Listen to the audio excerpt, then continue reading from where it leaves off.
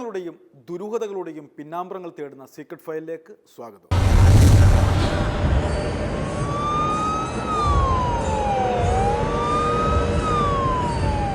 Secret ഫയലിൻ്റെ പുതിയ ഒരു അധ്യായം ഇവിടെ തുറക്കുകയാണ്. ഇന്ന് ഞങ്ങൾ നിങ്ങൾക്കായി പറയുന്നത് നെയ്യാറ്റിൻകരയ്ക്കടുത്ത് ചെമ്മൺവിളയിൽ ഒരു ദന്തൽ വിദ്യാർത്ഥിനി ദുരൂഹ സാഹചര്യത്തിൽ ആത്മഹത്യ ചെയ്തു.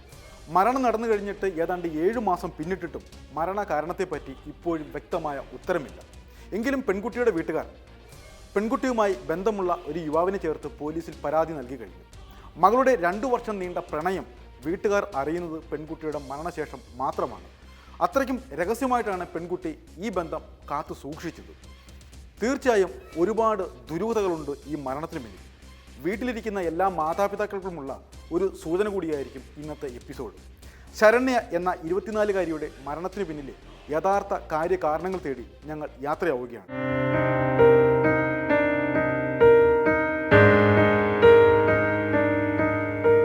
ഉച്ച കഴിഞ്ഞു. ആ കൊച്ചി ഇതുവരെ എണീറ്റില്ലല്ലോ. ഇങ്ങനെയും ഉണ്ടോ ഒരു ഉറക്കം? അവധി ദിവസമാണെങ്കിലും പെൺകുട്ടികൾ ഇങ്ങനെ കിടന്നുറങ്ങുമോ? ഓ, അവൾക്കൊരു ഉത്തരവാദിത്വം ഇല്ലല്ലോ. അമ്മ ജലജയ്ക്ക് ദേഷ്യം പിടിച്ചു.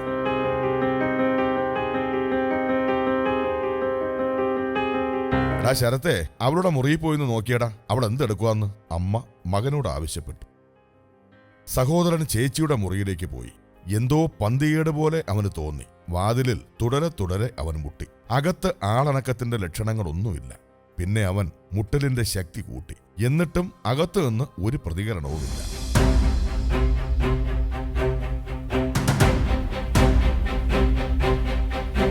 ഒരൊറ്റ തൊഴിയായിരുന്നു കതകിനിട്ട്. വാതിൽ 2 പിളർന്നു മാറി. ഒരു അലർച്ചയോടെ അവൻ പുറകോട്ട് മാറി. ഒരിക്കലും കാണാൻ കഴിയുന്ന കാഴ്ചയായിരുന്നില്ല അവൻ കണ്ടത്. ചേച്ചി ഫാനിൽ തൂങ്ങി നിൽക്കുന്നു. ചുരിദാർ ഷാളിൽ ശരണ്യയുടെ മൃതദേഹം തൂങ്ങിയാടുന്നു.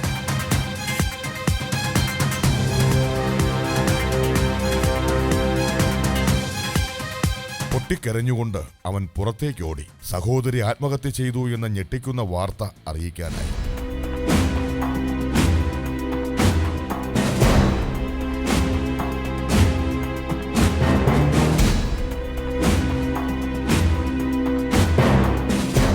എന്നത്തെ പോലെ കാപ്പി കുടിച്ചു, ചോറ് കഴിച്ച്. ചോറൊരു 3:45 ആകും. കഴിച്ചോ മോനും അവളുമായിട്ട് ഒരുമിച്ച് കഴിച്ച്. രാത്രി ആഹാരം കഴിക്കുന്ന പ്രകൃതം ഇല്ല. ചായ എന്തെങ്കിലും കഴിക്കും. പക്ഷെ അപ്പോഴും ചോറ് കഴിച്ചോണ്ട് ചായ പിന്നീട് കഴിച്ചോളാമെന്ന് പറഞ്ഞ്. അങ്ങനെ ഞാൻ എണീറ്റ് വന്നപ്പോൾ പഴവും കഴിച്ച് ചായയും കുടിച്ചിരിക്കുന്നു. ഞായറാഴ്ച ദിവസമാണ് താമസിച്ച് ഉറക്കം എണീക്കുള്ളൂ. ഒരു ഉച്ചയൊക്കെ ആവും. അറിയുന്നു ഞാൻ ഒരു 12 മണിയൊക്കെ കഴിഞ്ഞപ്പോൾ എപ്പോഴും വിളിക്കും പോലെ ചായയും കൊണ്ടുവച്ചുകൊണ്ട് വിളിച്ചു. അപ്പോൾ എണീറ്റില്ല. ഞാൻ വിളിച്ച് ഉറങ്ങിയല്ലേ ഉറങ്ങിട്ടെന്ന്. അപ്പോഴത്തേക്കും ട്യൂഷൻ കഴിഞ്ഞ് വന്ന് ഞാൻ പറഞ്ഞാ ചേച്ചിയെ വിളി എന്ന് പറഞ്ഞു. അപ്പോൾ അവൻ വിളിച്ചിട്ട് മിണ്ടിയില്ല. അങ്ങനെയാണ് പിന്നെ അവൻ കതവ് ചവിട്ടി തുറന്ന് നോക്കിയിട്ട് അമ്മ വന്നു.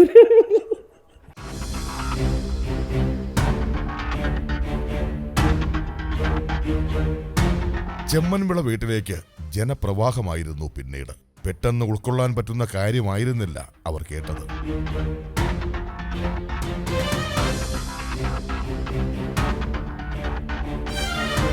ശരണ്യയുടെ ആത്മഹത്യയെപ്പറ്റി പറയുവാൻ ആർക്കും ഒരു കാരണവും ഉണ്ടായിരുന്നില്ല. അത്രയ്ക്ക് മിടുക്കിയായ പെൺകുട്ടിയായിരുന്നു അവൾ. ഇവള് നല്ല രീതിയിൽ പഠിച്ചുകൊണ്ടിരുന്ന ഒരു കൊച്ചാണ്. ചെറിയ നാൾ തൊട്ട് നല്ല പഠിക്കും. എല്ലാത്തിനും A+ നേടിയിട്ടുണ്ട്. അങ്ങനെ ഇവളിൽ വേറെ നമുക്കങ്ങനെ സംശയമായ രീതിയിൽ ഒരു പെരുമാറ്റം അവളിൽ നിന്നുണ്ടായിട്ടില്ല. അപ്പോൾ അങ്ങനെ പഠിച്ച് BDSന് പഠിച്ച് അതിലെല്ലാം നമുക്ക് വളരെ സംതൃപ്തിയാണ്. അങ്ങനെ ഇരിക്കുമ്പോഴാണ് ഈ ഒരു സൂയിസൈഡ് നമ്മൾ അറിയുന്നത്. അല്ലാതെ നമുക്ക് ഇതിനെക്കുറിച്ച് വേറെ ഒന്നും അറിയില്ല.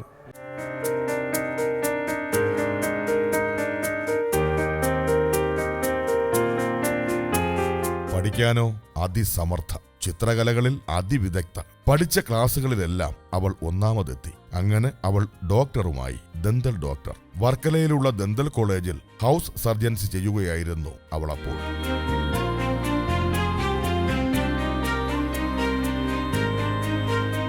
ചേച്ചി വേറൊരു മൈൻഡാണ് ചേച്ചിക്ക്. കുറച്ച് മെച്യൂരിറ്റിയൊക്കെ കാണിക്കുന്ന കൂട്ടത്തിലുള്ളതാണ്. അപ്പോൾ ഇങ്ങനെ ഒരു സംഭവം അറിഞ്ഞപ്പോൾ തന്നെ ഷോക്കായി പോയി. ചേച്ചി ക്യാൻവാസിലൊക്കെ പിക്ചേഴ്സൊക്കെ നല്ല വരയ്ക്കും.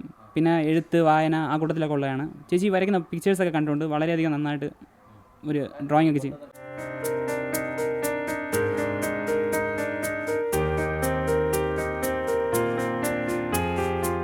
പഠനം മാത്രമായിരുന്നു അവളുടെ മനസ്സ് മുഴുവൻ. കോളേജ് വിട്ടാൽ വീട്, വീട് വിട്ടാലോ കോളേജ്. അതായിരുന്നു അവളുടെ രീതി.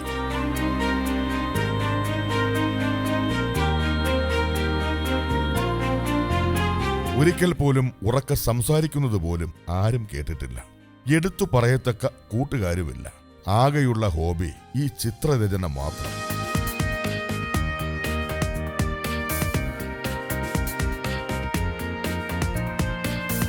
വെറും 5 മിനിറ്റിനുള്ളിൽ ആരുടെയും മുഖഭാവങ്ങൾ ക്യാൻവാസിൽ പകർത്താൻ അവൾക്ക് കഴിയുമായിരുന്നു. അങ്ങനെ ശരണ്യ വരച്ച ചിത്രങ്ങൾക്ക് എണ്ണമില്ല. തന്റെ ഏകാന്തതയിൽ കൂട്ടായി ഉള്ളത് ഈ കഴിവ് മാത്രം.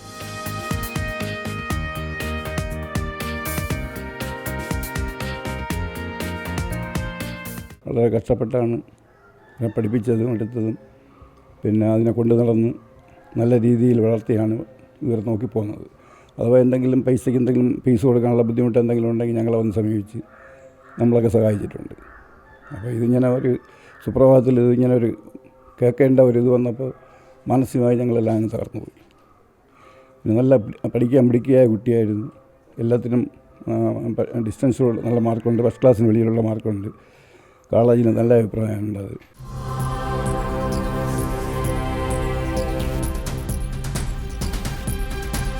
ശരണ്യ ആത്മഹത്യ ചെയ്തു.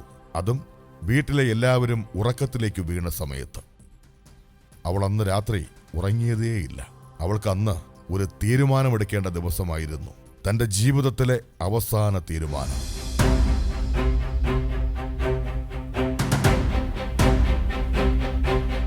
ആ തീരുമാനത്തിനു പിന്നിൽ ഒരേ ഒരു കാരണക്കാരനായിരുന്നു അവളുടെ മനസ്സിൽ വർഷങ്ങൾക്ക് മുമ്പ് കടന്നുകൂടിയ ഒരു ചെറുപ്പക്കാരൻ, ശരത് ചക്രവർത്തി എന്ന കാമുകൻ.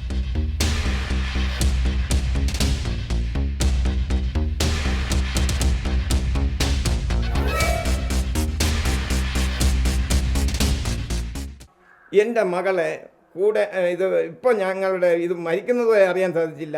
മരിച്ചതിന് ശേഷം 12/6/2016 BSNL നിന്ന് എൻ്റെ മകളുടെ ഡീറ്റെയിൽ എടുത്തപ്പോൾ, കാൾ ഡീറ്റെയിൽ എടുത്തപ്പോൾ ഞെട്ടിപ്പിക്കുന്ന വിവരങ്ങളാണ്. എൻ്റെ ഹൃദയം പൊട്ടി ഞാൻ അപ്പോഴും തന്നെ തകരുമായിരുന്നു. ആ രീതിയിലായിരുന്നു അതിൽ. ഫോൺ ഡീറ്റെയിൽസിൽ 900 സെക്കൻഡ്, 600 സെക്കൻഡ്, 750 സെക്കൻഡ് ഇങ്ങനെയൊക്കെയാണ് ഓരോ ദിവസവും പല പല പ്രാവശ്യങ്ങളിലും വിളിച്ചിട്ട്. അത് ഞാൻ ആ ഡീറ്റെയിൽ ഇപ്പം നിങ്ങൾക്ക് ഞാൻ തരാം. ഒരേ നമ്പറിലാണ്. ഈ ശരത് ചക്രവർത്തി എന്ന് പറയുന്നവൻ്റെയാണ്. വീട് വിട്ടാൽ കോളേജ്, കോളേജ് വിട്ടാൽ വീട്. ഇതാണ് ശരണ്യയുടെ രീതി എന്ന് വീട്ടുകാർ വിലയിരുത്തുന്നു. ഇതിനിടയ്ക്ക് എപ്പോഴാണ് യുവതിയുടെ മനസ്സിൽ യുവാവ് സ്ഥാനം പിടിച്ചത്? അതെങ്ങനെയാണ് യുവതിയുടെ മരണത്തിൽ ചെന്ന് അവസാനിച്ചത്? കാണാം തുടർന്നുള്ള കാഴ്ചകൾ.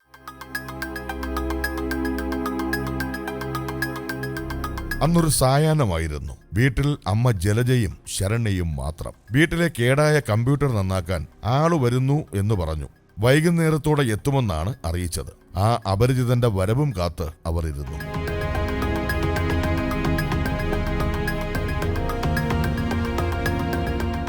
പയ്യൻ്റെ വിഷയം ഞങ്ങൾ ഈ മൊബൈലിൻ്റെ ഡീറ്റെയിൽ പോയി എടുത്തപ്പോഴാണ് അറിയണത്. ആ നമ്പർ വെച്ച്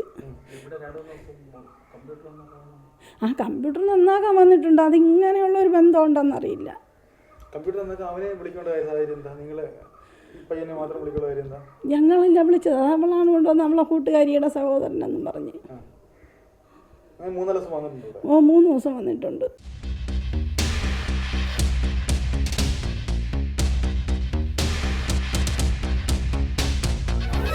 അയാൾ അന്ന് ആദ്യമായി ശരണ്യയുടെ വീട്ടിലെത്തി. കമ്പ്യൂട്ടർ നന്നാക്കി തിരികെ പോവുകയും ചെയ്തു.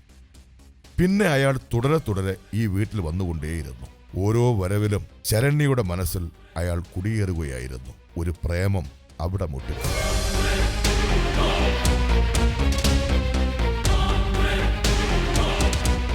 കുടുംബത്തിൽ പിറന്ന പെൺകുട്ടികളുള്ള വീടുകളിൽ പോയി കമ്പ്യൂട്ടർ, ലാപ്ടോപ്പ്, മൊബൈൽ റിപ്പയർ എന്ന വ്യാജേന അവരുടെ വീടുകളിൽ പോയി നമ്പറുകൾ കരസ്ഥമാക്കുകയും ആ നമ്പർ വെച്ച് ഇവൻ ബ്ലാക്ക്മെയിൽ ചെയ്ത് അതിൽ നിന്നും ഈ നീല ചിത്രങ്ങൾ നിർമ്മിച്ച് അവൻ ശരത് ചക്രവർത്തിയും ശരത് ചക്രവർത്തിയുടെ സഹോദരി ചിത്രയും മാതാവ് സരോജയും കൂടി ചേർന്ന് കോടികൾ സമ്പാദിച്ചു എന്നാണ് ഇപ്പോൾ അറിയാൻ സാധിച്ചത്. അതിൽ ഒരു വിഹിതമായതാണ് ഒരു 30 ലക്ഷത്തോളം രൂപ പോലീസിന് കൊടുത്തതായിട്ടാണ് എൻ്റെ അന്വേഷണത്തിൽ പോലീസ് സ്റ്റേഷനിൽ നിന്നും എനിക്കറിയാൻ സാധിച്ചു.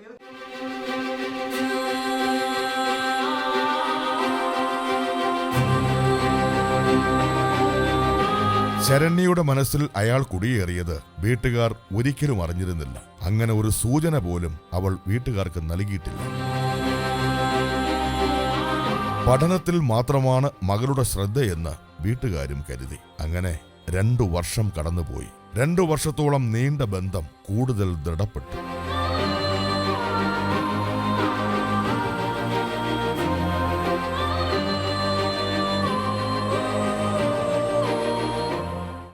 അതിൻ്റെ അവളിൽ ഞങ്ങൾക്കൊരു സംശയവും ഇല്ല. അത്ര നല്ലൊരിതായിരുന്നു.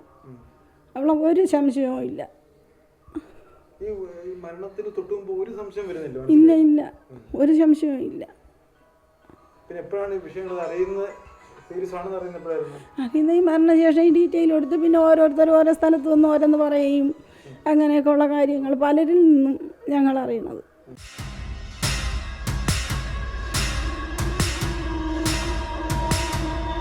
മകളുടെ മനസ്സിൽ കടന്നുകയറിയ യുവാവിനെപ്പറ്റി വീട്ടുകാർക്ക് ഒന്നും അറിയില്ലായിരുന്നു, മകൾ മരണപ്പെടുന്നതുവരെ.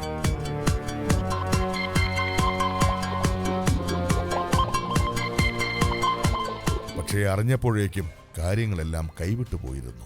പെൺകുട്ടികളെ വലവീശി പിടിക്കുന്ന വിരുദ്ധനാണ് മകളുടെ കാമുകൻ എന്നറിഞ്ഞ നിമിഷം വീട്ടുകാർ തകർന്നുപോയി. ഇപ്പോൾ ഈയിടെയൊക്കെ തിരക്കിയപ്പോൾ പറയുന്നു ഇത് 8ാമത്തെ 9ാമത്തെ ആളാണ്.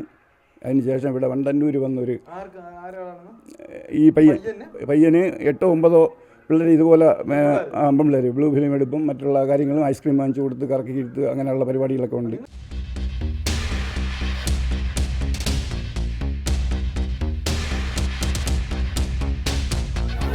കഥയിലെ നായകനെ ചുറ്റിപ്പറ്റിയുള്ള അന്വേഷണമായിരുന്നു പിന്നീട് വീട്ടുകാർക്ക്. അയാളെക്കുറിച്ച് അവർ പല വഴിക്കും അന്വേഷിച്ചു.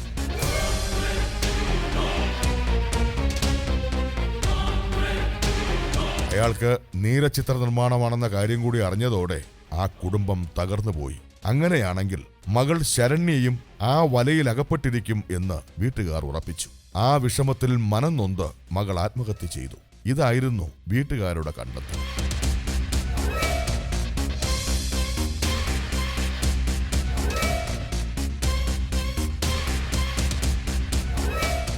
മകള് ചിത്രം എടുത്ത് ചെയ്തതാണ്, അതുകൊണ്ടാണ് ഇത് ചെയ്തതെന്നുള്ളതാണ് 100%. അല്ലെങ്കിൽ മകൾ ഇത് ചെയ്യേണ്ട ഒരു കാര്യവുമില്ല. മകൾക്ക് ഞാൻ പറഞ്ഞില്ലേ, ഭക്ഷണം ഞങ്ങൾ പച്ചവെള്ളം കുടിച്ചിരുന്നിരുന്നാലും മകൾക്ക് ഇന്ന് വരെ ഈ സംഭവം നടക്കണതിൻ്റെ അന്ന് വരെ ഒന്നിനും ദാരിദ്ര്യം വന്നിട്ടില്ല. ശരണ്യയുടെ മരണത്തിന് പിന്നിലെ കാരണക്കാരെ പറ്റി പരാതിയിൽ വ്യക്തമായി പറയുന്നു. എങ്കിലും ആ വഴിക്ക് അന്വേഷണം നടത്തിയിട്ടുമില്ല. എന്തുകൊണ്ടായിരിക്കാം ഈ വിഷയത്തിൽ പോലീസ് ഒരു അലംഭാവം കാട്ടുന്നത്? അതിനുള്ള ഉത്തരമാണ് ഇനി.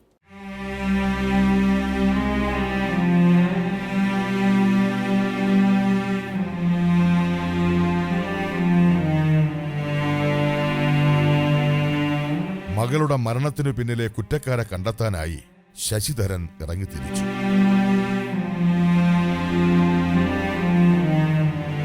പോലീസ് പോലും ഉപേക്ഷിച്ച കേസിൽ അയാൾ ഒറ്റയാൾ പോരാട്ടം നടത്തി. കാണേണ്ടവരെയെല്ലാം അയാൾ കണ്ടു. പക്ഷേ അന്വേഷണം എങ്ങും എത്തിയില്ല. അങ്ങനെ 7 മാസം പിന്നിട്ടു.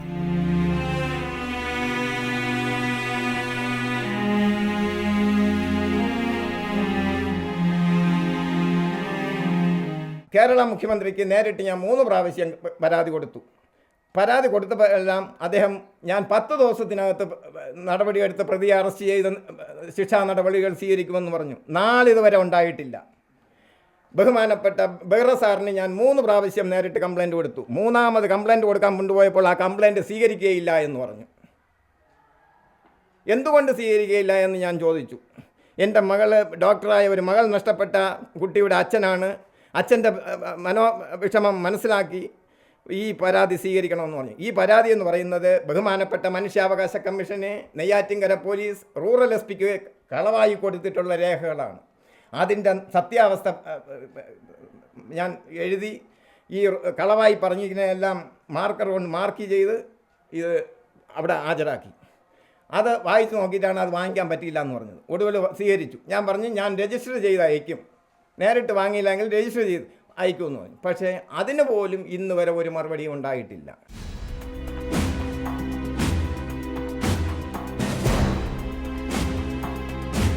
ശരണ്യ മരിക്കുന്ന രാത്രിയിൽ വൈകിയും അവൾ ആരോടോ ഫോണിൽ സംസാരിക്കുന്നത് വീട്ടുകാർ ശ്രദ്ധിച്ചിരുന്നു എങ്കിലും കൂട്ടുകാരികളായിരിക്കുമെന്നായിരുന്നു അവരുടെ ധാരണ. ശരണ്യെ തൂങ്ങിമരിച്ച സംഭവം അറിഞ്ഞെത്തിയ പോലീസ് നാട്ടുകാരുടെ സാന്നിധ്യത്തിൽ ഒരു ഡയറി, 3 കത്തുകൾ, ഒരു മൊബൈൽ ഫോൺ എന്നിവ റൂമിൽ നിന്നും കസ്റ്റഡിയിൽ എടുത്തിരുന്നു. എന്നാൽ ഫോൺ കോൾ വിശദാംശങ്ങളെപ്പറ്റിയോ കത്തിലെ പരാമർശങ്ങളുടെ അടിസ്ഥാനത്തിലോ സംഭവത്തെപ്പറ്റി അന്വേഷണം നടത്താൻ 7 മാസമായിട്ടും പോലീസ് തയ്യാറാകാത്തതാണ് വീട്ടുകാരുടെ പരാതിക്ക് ആധാരം.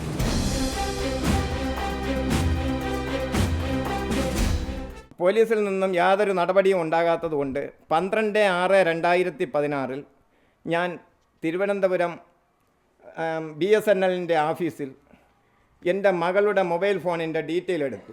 ആ ഡീറ്റെയിലിൽ കാണുന്ന ഈ മാർക്ക് ചെയ്തിരിക്കുന്ന എല്ലാ വിവരങ്ങളും ഈ പ്രതിയുടേതാണ്. നോക്കിക്കൊള്ളണം. ഇത് ഇപ്പോൾ നോക്കിയപ്പോൾ ഒരു 2-3 കൊല്ലം കൊണ്ട് ഇതുണ്ടെന്നാണ്. ഇത് എങ്ങനെയാണ് ഈ മകളുടെ നമ്പർ കിട്ടിയതെന്ന് ചോദിച്ചാൽ, ഈ മകളുടെ സീനിയറായി പഠിച്ച ഇയാളുടെ സഹോദരി ശരത് ചക്രവർത്തിയുടെ സഹോദരി ചിത്ര മകളുടെ സീനിയറായിട്ട് BDSന് പഠിച്ചിട്ടുള്ളതായിട്ട് അറിയുന്നു. അവൾ ഒരു BDS ഡോക്ടറാണ്. അവൾ മുഖാന്തരമാണ് മകളുടെ ഫോൺ നമ്പർ ഇവന് കരസ്ഥമാക്കി കൊടുത്തത്. അങ്ങനെ ഫോൺ നമ്പർ കരസ്ഥമാക്കുകയും അവൾ വശീകരിച്ച് അവളും കൂടി കൂട്ടിക്കൊണ്ട് നടന്നാണ് ഇവനെ വശീകരിച്ച് ഇവളെ ഈ ആയുധമാക്കി എടുത്തതെന്നുള്ളതാണ് ഞങ്ങൾക്കിപ്പോൾ അറിയാൻ സാധിച്ചത്.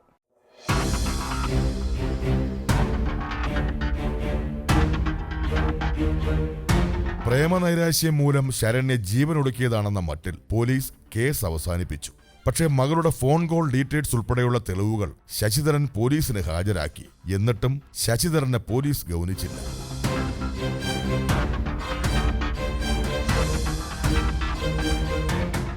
മകളെ 100% മതപരിവർത്തനത്തിന് വേണ്ടിയും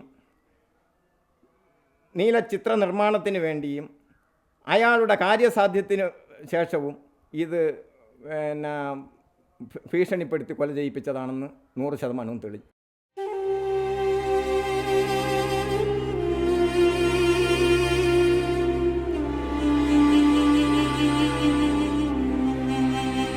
പോലീസ് നിർത്തിയിടത്ത് നിന്ന് ആ പിതാവ് പോരാട്ടം തുടങ്ങി. മകളുടെ ഘാതകരെ പിടികൂടുന്നതുവരെ യുദ്ധം തുടരാനാണ് തീരുമാനം. ആ തീരുമാനത്തിൽ മുറുകെ പിടിച്ചുകൊണ്ട് അയാൾ യാത്ര തുടരുകയാണ്.